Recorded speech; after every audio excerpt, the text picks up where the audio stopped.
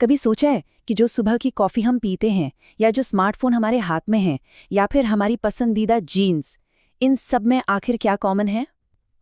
ये सभी एक बहुत ही पावरफुल ग्लोबल फोर्स से जुड़े हैं जिसे हम कहते हैं वैश्वीकरण। तो चलिए आज इसी को ज़रा गहराई से समझते हैं। तो इस कॉम्प्लेक्स टॉपिक को समझने के लिए हम इसे 5 हिस्सों में देखेंगे।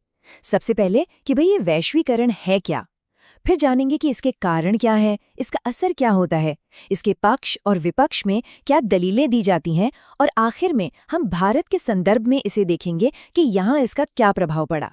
तो चलिए सबसे पहले और सबसे बुनियादी सवाल से शुरू करते हैं कि आखिर ये वैश्वीकरण, ये ग्लोबलाइजेशन है क्या चीज़। देखिए, वैश्वीकरण के दिल में, उसके कोर में एक बहुत ही सिंपल लेकिन पावरफुल आइडिया है, और वो आइडिया है फ्लो, यानी कि प्रवाह। पर सवाल ये उठता है कि आखिर किस चीज़ का फ्लो हो रहा है। और ये जो फ्लो का आइडिया है ना, ये सीधा हमारे सोर्स मटेरियल से आता है। जरा इन ओरिजिनल नोट्स पर नजर डालिए। इसमें साफ साफ लिखा है कि वैश्वीकरण का जो फाउंडेशनल कॉन्सेप्ट है वो प्रवाह ही है। तो आसान शब्दों में कहें तो वैश्वीकरण क्या है? ये है विचारों का, यानी आइडियाज का, पूंजी का यानी कैपिटल का, सामानों का, कमोडिटीज का, और हाँ, लोगों का, दुनिया के अलग अलग हिस्सों में फ्लो। एक तरह से ये वो ताकत है जो हम सबको एक ग्लोबल विलेज में साथ ले आती है। लेकिन रुकिए, ये इतना सीधा भी नहीं है। वैश्वीकरण के 3 बड़े डायमेंशंस हैं: पॉलिटिकल, इकोनॉमिक और कल्चरल, यानी राजनीतिक, आर्थिक और सांस्कृतिक। और इन तीनों का अपना अपना और कभी-कभी तो बड़ा ही चौंकाने वाला असर होता है। तो सवाल ये है कि आखिर ये जो ग्लोबल फ्लो है, इसके पीछे ड्राइविंग फोर्स क्या है?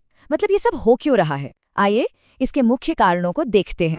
अगर एक शब्द में जवाब देना हो तो वो है टेक्नोलॉजी। जी हाँ, टेक्नोलॉजी ही वो इंजन है जिसने ग्लोबलाइजेशन की रफ्तार और उसके स्केल को इतना ज्यादा बढ़ा दिया जितना पहले कभी नहीं था। जरा सोचिए, टेलीग्राफ, टेलीफोन और फिर माइक्रोचिप, इन इन्वेंशंस ने तो जैसे सब कुछ बदल कर रख दिया। एक जमाना था जब एक मैसेज भेजने में हफ्ते लग जाते थे, और आज वो पलक झपकते ही पहुंच जाता है। सही मायनों में इन टेक्नोलॉजिकल मार्वल्स ने ही दुनिया को हमारी उंगलियों पर लाकर रख दिया है। तो ठीक है, अब हम ये तो समझ गए कि ये है क्या और टेक्नोलॉजी इसे कैसे ड्राइव कर रही है। अब बात करते हैं इसके असल दुनिया पर पड़ने वाले असर की। और यकीन मानिए, इसके प्रभाव काफी मिले जुले हैं। अगर पॉलिटिकल इम्पैक्ट की बात करें तो यहाँ एक बड़ा ही इंटरेस्टिंग पैराडॉक्स है। एक तरफ तो ग्लोबलाइजेशन सरकार की ताकत को कम करता है। जैसे जो वेलफेयर स्टेट होता था, जहां सरकार शिक्षा और स्वास्थ्य का ख्याल रखती थी, उसकी जगह अब मिनिमलिस्ट स्टेट ले रहा है। मतलब अब सरकार नहीं बल्कि बाजार तय करता है कि प्रायोरिटी क्या होगी। पर दूसरी ही तरफ यही टेक्नोलॉजी सरकार को अपने नागरिकों के बारे में बेहतर जानकारी इकट्ठा करने की ताकत देती है, जिससे वो कुछ मायनों में पहले से भी ज्यादा पावरफुल हो जाती है। अब आते हैं इकोनॉमिक इम्पैक्ट पर, और ये सच में एक दो धारी तलवार है। देखिए, एक तरफ तो दुनिया भर में व्यापार बढ़ता है, इन्वेस्टमेंट के लिए पूंजी आसानी से एक देश से दूसरे देश जाती है। लेकिन इसका दूसरा पहलू ये है कि इसके फायदे सबको बराबर नहीं मिलते। इससे अमीर और गरीब के बीच की खाई बढ़ सकती है। और एक बहुत ज़रूरी बात कि पैसा तो फ्री फ्लो कर सकता है, पर लोगों का मूवमेंट वो आज भी बहुत रिस्ट्रिक्टेड है। और हमारी संस्कृति का क्या? कल्चर पर इसका क्या असर होता है? यहाँ एक बहुत बड़ी बहस छिड़ी हुई है। एक डर यह है कि कहीं एक डोमिनेंट वेस्टर्न कल्चर पूरी दुनिया पर छा ना जाए और सब लोग एक जैसा ही खाना, एक जैसे कपड़े, एक जैसा म्यूजिक। इसे कहते हैं कल्चरल होमोजिनाइजेशन। लेकिन इसका एक दूसरा पहलू भी है। क्या ऐसा नहीं हो रहा कि संस्कृतियां एक दूसरे से मिलके और ज्यादा यूनिक और इंटरेस्टिंग बन रहे हैं? इसे कहते हैं कल्चरल हेट्रोजिनाइजेशन। सोचिए, आज हमारे पास खाने पीने, मनोरंजन, हर चीज में कितने ज्यादा ऑप्शंस हैं। ये इसी का तो नतीजा है। तो हमने देखा कि वैश्वीकरण का असर कितना गहरा और कॉम्प्लेक्स है। राजनीति हो, अर्थव्यवस्था हो या हमारी संस्कृति, सब कुछ बदल रहा है। और जाहिर है, जब इतना बड़ा बदलाव हो तो उस पर बहस तो होगी ही। तो चलिए अब इसके पक्ष और विपक्ष में जो मेन आर्ग्यूमेंट्स दिए जाते हैं उन्हें समझते हैं। जो लोग ग्लोबलाइजेशन की आलोचना करते हैं उनका तर्क काफी मजबूत है। हमारे सोर्स मटेरियल से ये एक कोट देखिए। कुछ लोगों ने आर्थिक वैश्वीकरण को दुनिया का एक नए तरीके से पुनः उपनिवेशीकरण बताया है, रीकोलोनाइजेशन। ये एक बहुत ही गंभीर बात है और इससे पता चलता है कि इस मुद्दे पर कितनी गहरी असहमति है। तो ये जो पूरी बहस है, इसके दो पक्ष हैं।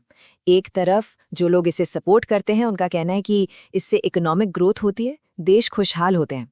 दूसरी तरफ जो लोग इसकी आलोचना करते हैं, उनका तर्क है कि ये सिर्फ अमीर और ताकतवर लोगों को फायदा पहुंचाता है, वो भी गरीबों की कीमत पर। इससे सोशल जस्टिस को नुकसान होता है और जो कमज़ोर लोग हैं, उनके लिए जो सरकारी मदद होती थी, वो भी खत्म हो जाती है। अच्छा, ये सब तो हो गई ग्लोबल बातें और तर्क वितर्क। अब इसे एक रियल वर्ल्ड एग्जाम्पल से समझते हैं और इसके लिए भारत से बेहतर उदाहरण क्या हो सकता है। तो आइए देखते हैं कि इन ग्लोबल फोर्सेस ने भारत की कहानी पर क्या असर डाला है। देखिए, ग्लोबल इकोनॉमी के साथ भारत का रिश्ता कोई नया नहीं है। कॉलोनियल एरा में भारत कच्चे माल का एक्सपोर्टर था और बने बनाए सामान का इंपोर्टर। आज़ादी के बाद हमने प्रोटेक्शनिज्म की पॉलिसी अपनाई ताकि हमारे अपने डोमेस्टिक इंडस्ट्रीज खड़े हो सकें। लेकिन फिर आया साल 1991, जब एक बड़े फाइनेंशियल क्राइसिस की वजह से हमें बड़े इकोनॉमिक रिफॉर्म्स करने पड़े। ये जो 1991 के रिफॉर्म्स थे ना, ये भारत के लिए एक टर्निंग पॉइंट साबित हुए। हमने अपनी इकोनॉमी को दुनिया के लिए खोल दिया। कई सेक्टर्स से रिस्ट्रिक्शंस हटाए गए, फॉरेन ट्रेड और इन्वेस्टमेंट को बढ़ावा दिया गया, और इसका नतीजा ये हुआ कि हमारी इकोनॉमिक ग्रोथ रेट काफ़ी तेज़ी से बढ़ी। तो अब तक की बातचीत से एक बात तो साफ है कि वैश्वीकरण एक बहुत ही कॉम्प्लेक्स चीज़ है, एक ऐसी उलझी हुई गांठ जिसका कोई सिंपल जवाब नहीं है। ये एक ही सिक्के के दो पहलू की तरह है, एक तरफ मौके हैं तो दूसरी तरफ चुनौतियाँ। और यही बात हमें हमारे आखिरी सवाल पर ले आती है। आज ग्लोबलाइजेशन की वजह से हम कनेक्टेड तो पहले से कई ज्यादा हैं, हमारी दुनिया छोटी हो गई है। लेकिन क्या कनेक्टेड होने का मतलब करीब आना भी है? क्या ये हमें सच में एक दूसरे के नज़दीक ला रहा है? ये एक ऐसा सवाल है जिस पर हम सबको सोचने की ज़रूरत है।